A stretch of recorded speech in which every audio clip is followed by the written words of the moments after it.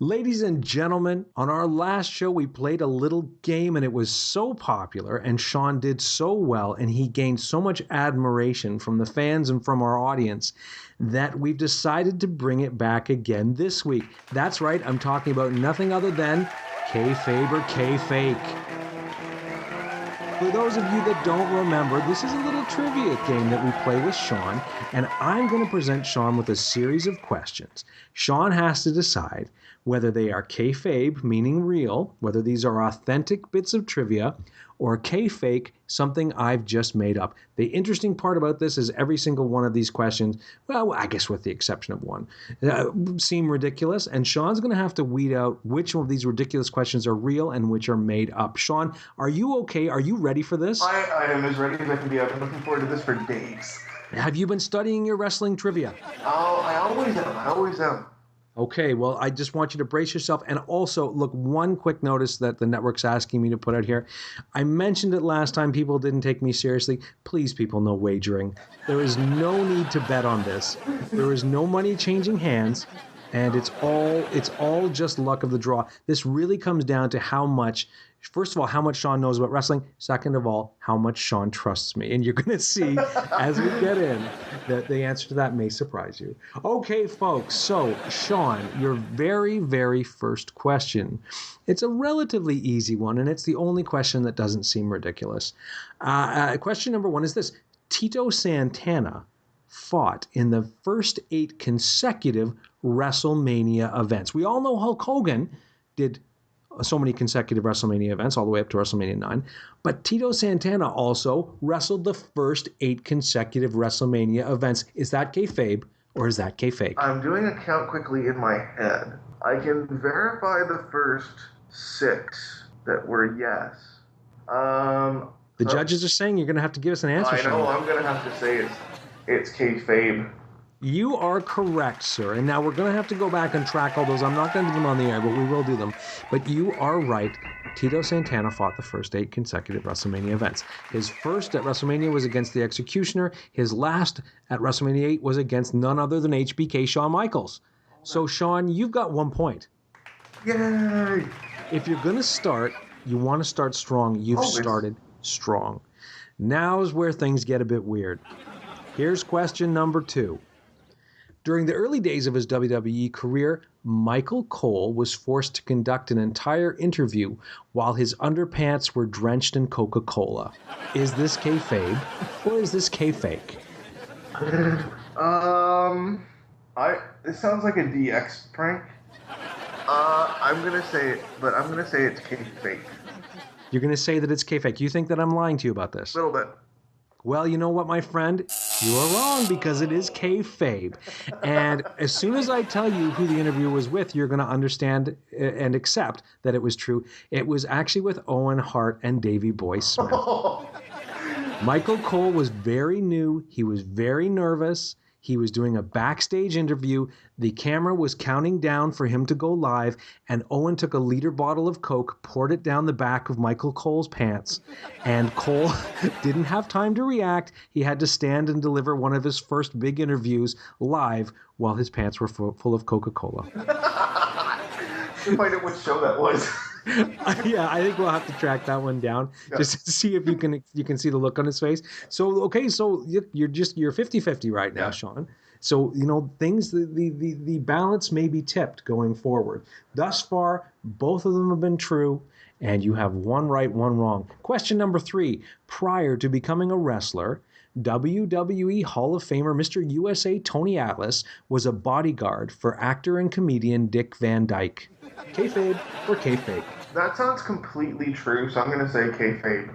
It was kayfake. I lied to you. Really? I'm so sorry, Sean. That sounds completely feasible to me. I'm getting better at lying. I'm getting better. Is that good for your kids, though? Well, no, that's true. I'm going to have to use this superpower responsibly. Yes. But so I'm sorry, Sean, that one was incorrect. He did not. And you know what? As a follow-up to this, I tried to find out who Dick Van Dyke's bodyguard was. It turns out I don't think he had one. Dick Van Dyke is just that badass. He didn't have a bodyguard. So there you go. Okay, look, we're gonna do number 4. Now you got to brace yourself for this one. We did have a rather disgusting one in the last round of Kayfabe and Kayfake, and this one rivals that. In fact, it's a little bit worse. Okay. So if you're feeling a bit nauseous, grab a bucket. I'm okay. It's for our listeners. They might need a bucket for this. That's true. That's true. Get someone to put a cold cloth on the back of your neck if you start to feel nauseous. During a match in India, Yokozuna nearly defecated on Bret Hart. Is this kayfabe or is this kayfake?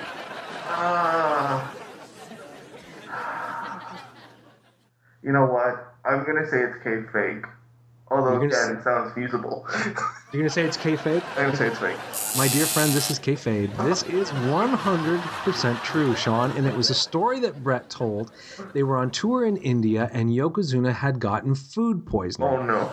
Bret was in position for the bonsai drop, looked up and saw a huge and sort of spreading wider stain in the back of Yokozuna's pants that resembled pea soup.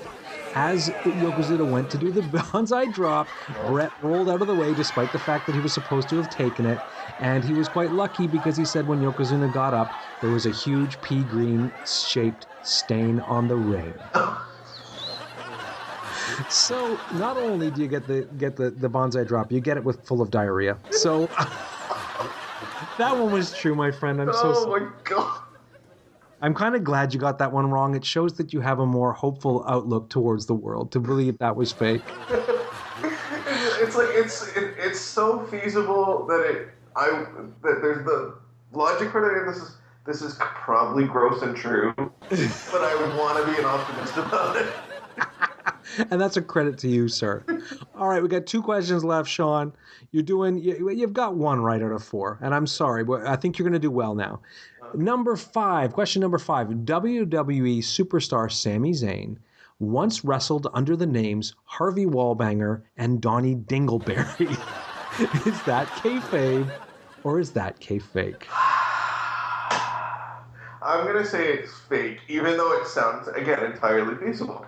Well, I'm so glad you said that, Sean, because now you have 2 right. That actually is fake, but what's interesting about it, we all know that Sami Zayn went by the name El Generico, which was one of his famous alter egos before coming to the WWE, but he did actually have some other nicknames, and they were almost as bad as the ones I gave you. One was Stevie McFly, and the other, he wrestled under the name Big Larry.